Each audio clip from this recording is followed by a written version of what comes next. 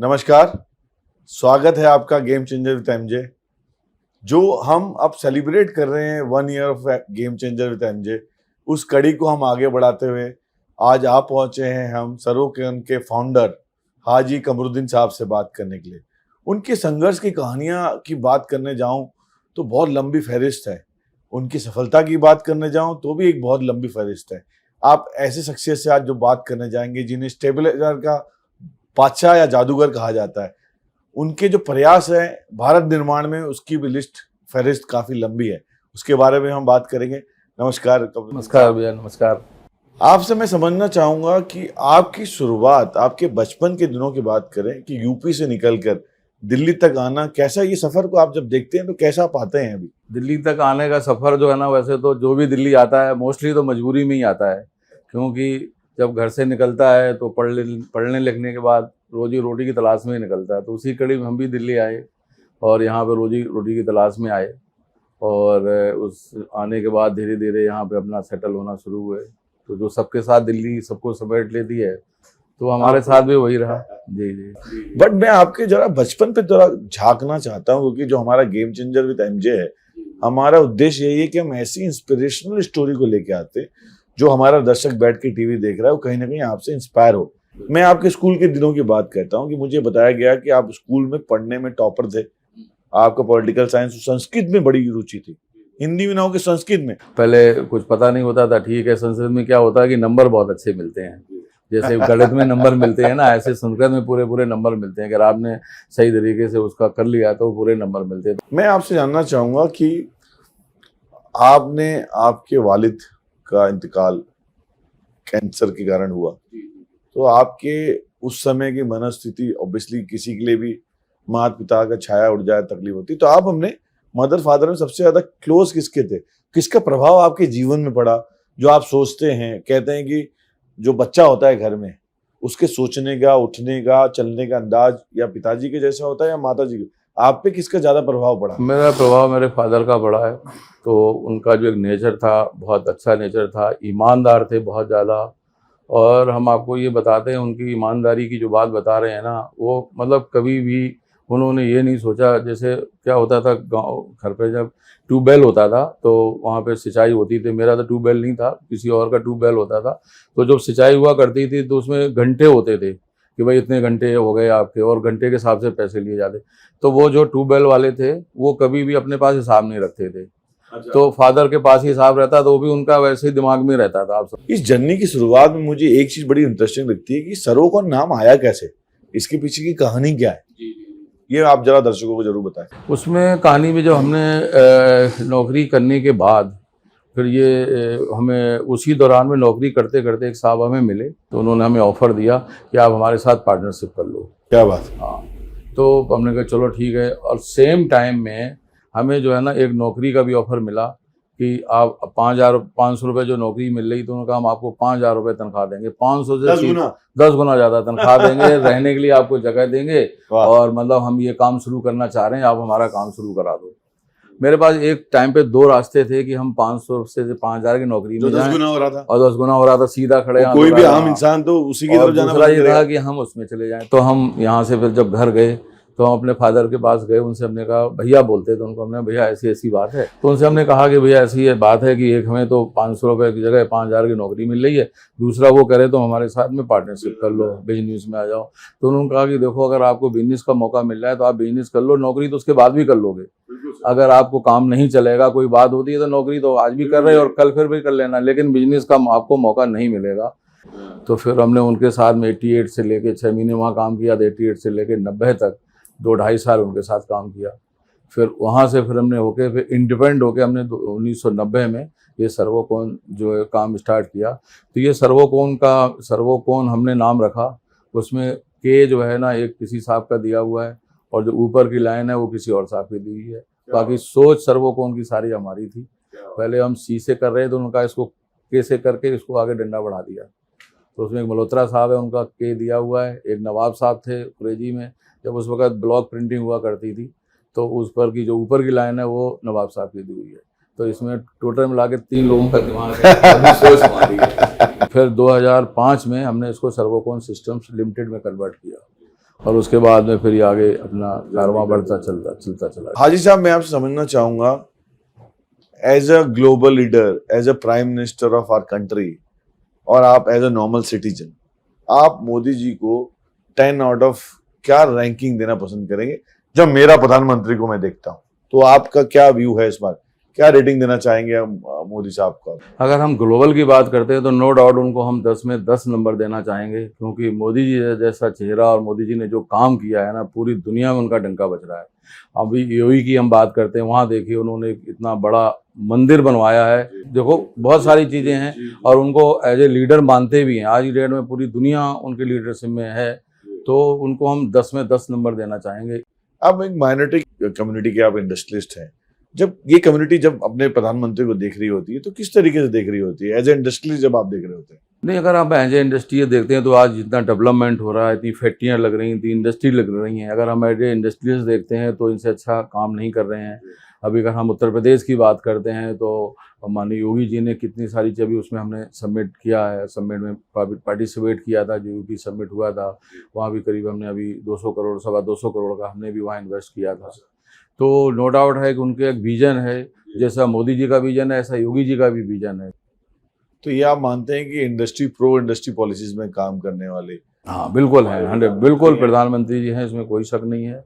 आज जीएसटी लाए, कोई कुछ भी कहता रहे, लेकिन जीएसटी लाने से बहुत बड़ा फायदा हुआ है। बिजनेस में आपको बिजनेस में बहुत बड़ा फायदा हुआ। पहले वो जो सी फार्मों के कैश में करते रहते थे, दुनिया भर की परेशानियां थी, अब वो सारे सेंट्रलाइज हो गया, सारा सेंट्रलाइज हो गया, सब समस्याएं हो गई। आज डेट में 100% बिजनेस एक नंबर में होने लगा, चेंज आया लोगों के बिल्कुल बिल्कुल चेंज हुआ। आपके ये गेम चेंजर की तरह ये भी एक गेम चेंज हुआ है। मतलब जीएसटी गेम चेंजर है हमारी नजर में, तो बिल्कुल गेम चेंजर है जी।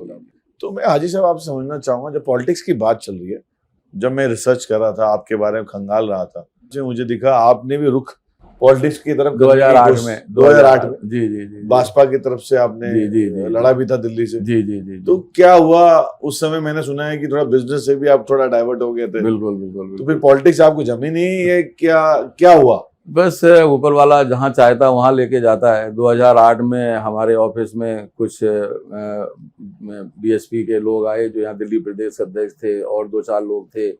आने के बाद उन्होंने बोला कि यहाँ तो बहुत अच्छा माहौल है, इतना सारा वोट है और आप चुनाव लड़ो, बिल्कुल जीत जाएंगे। तो एक हमारे ऑफिस में बैठाल के और हमें वो चुनाव जिता के एमएलए बना के चले गए, और पूरा इतनी तेजी के साथ में उन्होंने पंच कर दिया कि बस हम तो ये लग रहा अब तो एमएलए बन गए।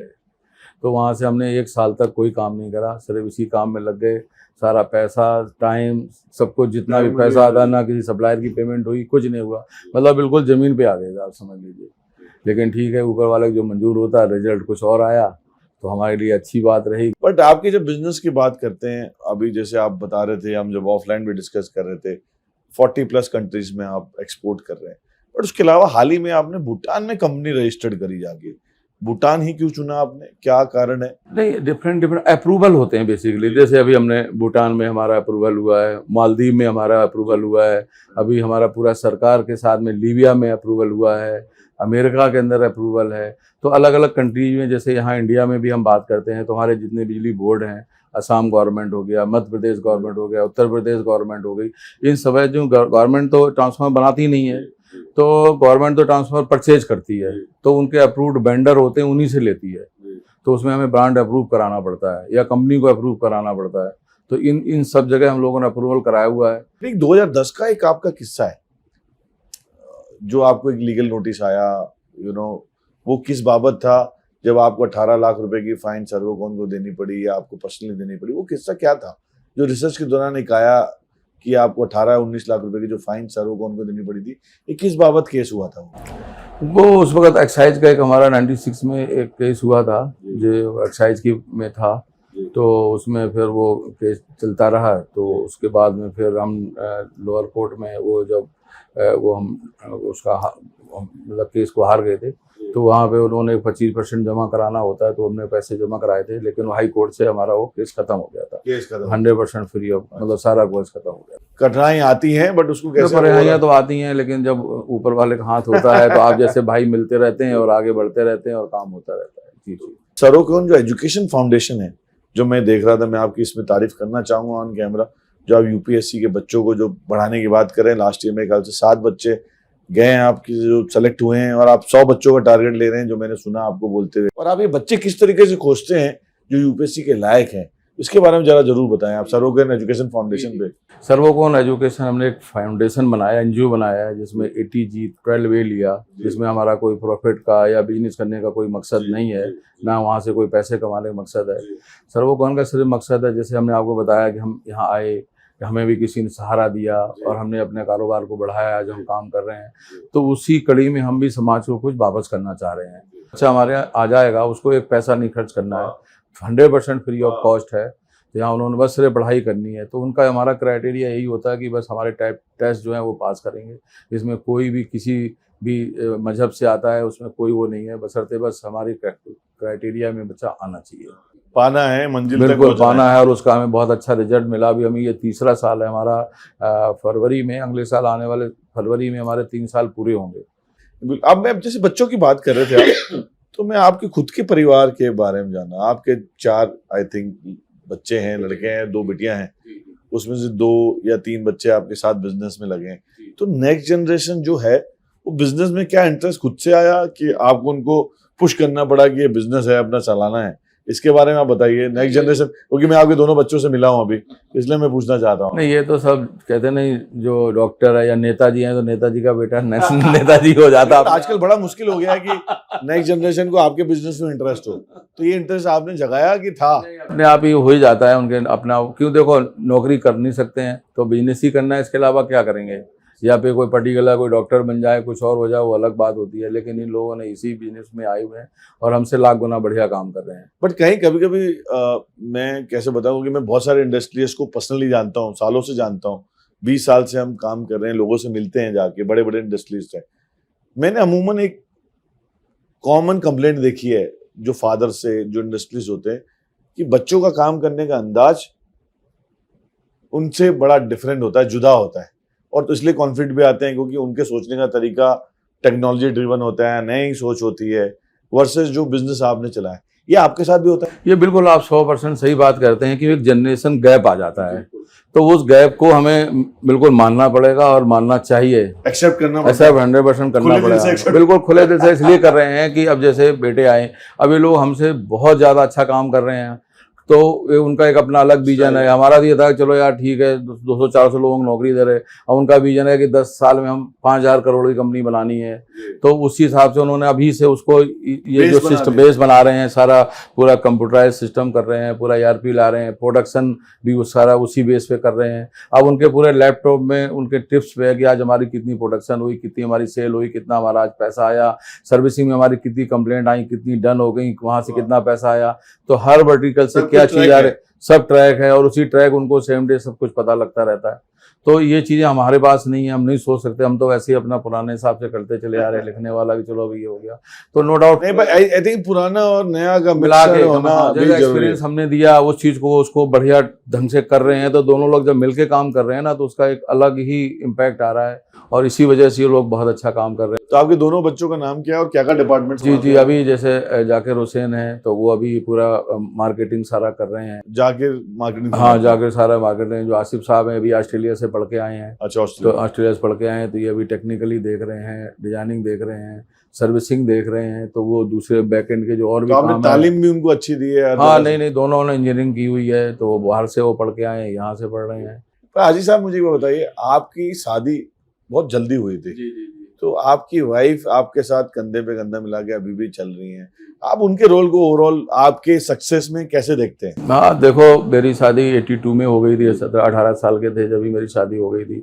82 में आपकी शादी हुई, जिस साल में मैं पैदा हुआ हूँ।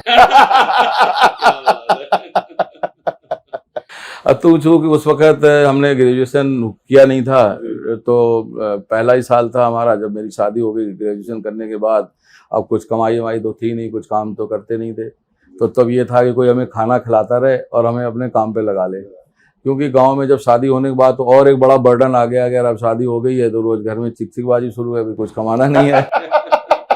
ये कॉमन रहता है। बिल्कुल सही। तो वो मिसेज ने उसको किस तरह संभाला, बहुत कैसे रही गांव में, 4 साल या 5 साल निकाले। भाई 88 में दिल्ली आए हैं, तो 82 से लेकर 6 साल गांव में रहे, तो वो उसमें 6 साल में कितना स्ट्रगल करा, बहुत सारी चीज़ें रही। तो वो सारी चीज़ों का उनका कंधे में कंधा मिला बिल्कुल रहा और आज भी है। फिर उनका क्या एक नसीब होता ना किसी न किसी का, तो उनका इतना नसीब लेके आता है कोई। नसीब लेके आता। जब से शादी हुई फिर जाकिर साहब बड़ा बेटा जब ये हुए तो उसके बाद में सारा पूरा सिस्टम चेंज हुआ जाके। तो हर इंसान अपना कोई ना कोई नसीब लेके आता है और उसी से ये बढ़ता जाता है। नहीं तो हमने तो कुछ नहीं सोचा था अभी कि कुछ भी होगा। तो ये इंटरव्यू मैं मानता हूँ वो भी देख रही होंगी, क्या आप उनका नाम लेके उनको थैंक यू बोलना चाहेंगे? नहीं नहीं, उनको बिल्कुल शुक्रिया अदा करना चाह रहे हैं। आज भी भाई वही टाइम की किल्लत रहे, भैया माफ करना। क्या क्या नाम है अगर मैं फातिमा बेगम नाम है उनका। तो फातिमा बेगम को आप धन्यवाद कह रहे हैं ऑन कैमरा? दिल से उनका शुक्रिया अदा करते हैं। तो भी मैं कुछ देर पहले किसी से बात कर रहा था जो आपके पार्टनर भी हैं, तो आपके हम्बलनेस की बातें चल रही थी। वो कहते हैं कि वो कभी भी किसी का बढ़ाया हुआ हाथ कभी छोड़ते नहीं है और साथ में ही रहते हैं हमेशा, कभी जरूरत पड़े तो भी। तो उन्होंने किस्सा बताया कि कुछ दिनों पहले आपने उनको ऑफर किया कि इसी बिल्डिंग में आके ऑफिस ले लो, बाकी मैं संभाल लूंगा। तो ये एक अपने आप में बड़ी बात है कि पार्टनर्स को भी साथ में लेके चलना, ये एक अच्छी हैबिट है आपकी मेरे ख्याल से। नहीं अच्छा है। देखो हमें अगर हम किसी को कुछ सजेशन देते हैं और वो अगर सजेशन में काम करके कल वो आगे बढ़ते हैं तो वो हमें भूलेंगे नहीं। और हमारा क्या जा रहा है, कुछ भी नहीं जा रहा है। अगर कोई अच्छी चीज़ है उनको बता दिया कि भाई आप यहाँ वहाँ की बजाय, अब चूँकि अभी वो घर पे अपना चला रहे हैं तो अभी क्या है वो उनका नो डाउट उनका बहुत शानदार अच्छा कोठी बनी हुई है, लेकिन ऊपर रहते हैं, नीचे ऑफिस है। तो हमने उनसे कहा अगर आप यहाँ हट के प्रोफेशनल सेटअप में अगर आप आएंगे ना तो नो डाउट उसमें काफ़ी अच्छा कहीं ना कहीं ग्रो जरूर करेगा। मैं आपसे ना एक चीज और समझना चाहूंगा कि आपकी जो एडवर्टाइजिंग स्ट्रेटेजी है, सरोकॉन ब्रांड को जो आपने खड़ा किया, वो एक अपने आप में एक स्टोरी है। क्योंकि बड़े बड़े ब्रांड एम्बेसडर आपने शक्ति कपूर, सैफ अली खान आपने अभी रखा हुआ है अपना ब्रांड एम्बेसडर। आप ज्यादातर न्यूज चैनल में आप बहुत एक्टिव तरीके से ब्रांड दिखता है और आपने मीडिया को भी अपने साथ अच्छे से रखा हुआ है। आप ये समन्वय मार्केटिंग का कैसे कर पा रहे हैं कि हाँ मुझे एक तरफ सैफ अली खान भी रखना है और न्यूज चैनल में कंटिन्यूसली आप कोई भी चैनल खोलें तो सरोकॉन के एडवर्टाइजमेंट दिखते ही हैं। इसके पीछे की स्ट्रेटेजी क्या है आपकी? स्ट्रेटजी देखो, अब जब ये राकेश जी मेरे साथ में 2005 के आसपास में हमें मिले तो इन्होंने एडवाइजर वाले तो उन्होंने हमें काफ़ी गाइड किया। फिर उसके बाद हम लोगों ने रजा मुराद साहब को लिया पहले। तो, हाँ सबसे पहले रजा मुराद साहब को लिया तो उन्होंने हमारा 1-2 साल चलाया। उसके बाद में फिर शक्ति कपूर साहब आए, 4-5 साल उनके साथ रहे। फिर अभी 2 साल सैफ अली साहब के साथ हो गए। आजी साहब अभी हम अपने इंटरव्यू के अंतिम पड़ाव में आ चुके हैं, जिसको हम रैपिड फायर राउंड कहते हैं। मैं आपसे कुछ सवाल पूछूंगा, आपको एक लाइन में जवाब देना है उसका। आपके फेवरेट एक्टर कौन है मेल में? मेल में हम तो अमिताभ बच्चन को ऐसे मान रहे। एक्ट्रेस में? एक्ट्रेस में जूही चावला। जूही चावला। मूवी आपको कौन सी पसंद है? मूवी तो वैसे तो कोई ऐसा कुछ नहीं है, बाकी कोई भी मूवी देख लेते। लेटेस्ट आपने थिएटर में जाके कोई मूवी देखी है? अभी हमने देखी थी पठान देखी थी। पठान देखी थी आपने? वाह। आपका फेवरेट खाना कौन सा है? भिंडी। भिंडी? आपका इंडिया में और इंडिया के बाहर फेवरेट हॉलिडे डेस्टिनेशन कौन सा है? कहाँ जाना पसंद करते हैं आप? इंडिया की हम बात करते हैं तो कश्मीर अच्छा जन्नत है तो वही है। हाँ नहीं, कश्मीर भी तो रेगुलर मतलब जाना होता रहता है। आपके फेवरेट बिजनेस लीडर कौन है जिनको देख के आप इंस्पायर होते हो कि मुझे ऐसा बनना? रतन टाटा। आपका फेवरेट पॉलिटिशियन कौन है? रैपिड फायर आपको सोचना नहीं है। आप पॉलिटिकली करेक्ट नहीं हो सकते। नहीं, देखो अभी जैसे हम तो हर्षवर्धन जी को मानते हैं, नेचुरली बात है, वो उनके अंदर एक सलाहियत है, एक सिस्टम है। डॉक्टर हर्ष। अगर आप सरोकॉन में नहीं होते, सरोकॉन नहीं बनाया होता, तो अभी आज क्या कर रहे होते हाजी साहब? हम भी खेती कर रहे होते। अगर दिल्ली गांव में होते तो खेती कर रहे होते। नेक्स्ट जनरेशन के जो एंटरप्रेन्योर हैं, जो बिजनेस में आना चाह रहे हैं, जो जॉब कर रहे हैं, या जो बच्चे अभी कॉलेज से पढ़ के निकल रहे हैं, उनको आप क्या संदेश देना चाहेंगे? आपका अनुभव 40-50 सालों को, क्या एक लाइन का संदेश आप देना? उनको हम यही संदेश देना चाह रहे हैं कि देखो अभी क्या है, एक क्वालिटी एजुकेशन है। अगर आप मेहनत, ईमानदारी, लगन से आप पढ़ाई करेंगे ना, आप पढ़ेंगे ना, तो आपको कभी कोई दिक्कत नहीं आएगी। आप मेहनत से पढ़िए और होपलेस बिल्कुल मत होइए। चाहे आप कोई भी परीक्षा में आप इम्तिहान देना चाहते हैं, बगैर मेहनत के तो कुछ होगा नहीं। अगर आप पढ़ेंगे ना तो 100% सक्सेस आप होंगे, इसमें कोई शक नहीं है। थैंक यू वेरी मच हाजी कमरुद्दीन साहब। शुक्रिया जनाब, आप सभी लोगों का बहुत बहुत शुक्रिया। भारत 24 का खास शुक्रिया जो आपने जो है हमें इसके लायक समझा, यहाँ बुलाया। इसके लिए हम तहे दिल से आपका सभी का शुक्रिया अदा करते हैं। चैनल को पूरी कहते हैं दिन दूनी रात तरक्की करे, चैनल आगे बढ़े और सही खबरें, सही चीज़ दिखाएं, इंसाफ के साथ में काम करें। हम ये चैनल के लिए भी यही बात कहना चाहेंगे। Thank you. शुक्रिया भैया, थैंक यू। जैसा कि आपने देखा, आज हम नोएडा में हाजी साहब से बात करने के लिए आए थे, उनकी सर्वोकोन की स्टोरी समझने के लिए आए थे, कैसे उन्होंने संघर्ष के दिनों को अपने बिजनेस को बड़ा करने में यूज किया। 500 रुपए की नौकरी करने वाला शख्स, और आज वो कंपनी 5000 करोड़ तक बनने के लिए आगे बढ़ रही है। Thank you very much. Keep on watching game changer with MJ. हम लोग ब्लेस्ड हैं कि फादर साहब का गाइडेंस मिला, शुरुआत से उनके साथ एक एक छोटी छोटी चीज़ें सीखने को मिली। बीइंग द एल्डेस्ट वन, तो सबसे ज़्यादा मुझे एक्सपीरियंस मिला उनके साथ बैठ के बात करके। 7-8 साल तो मैंने उनके साथ जस्ट चेयर पे, साथ वाली चेयर पे सीखने को मिला। हर चीज़ उनके साथ पूरा दिन निकालना, बिताना, बहुत सारी चीज़ें सीखना। स्कूल टाइम से ही हम देख रहे थे कि फादर साहब जब देखो कहाँ हैं, बिज़ी हैं काम में है, बिज़ी हैं काम में। बट उस टाइम पे वो चीज़ लगती थी कि नहीं यार, फादर साहब टाइम क्यों नहीं दे रहे हमको, या इतना बिज़ी क्यों है काम में, ऐसा क्या काम में है।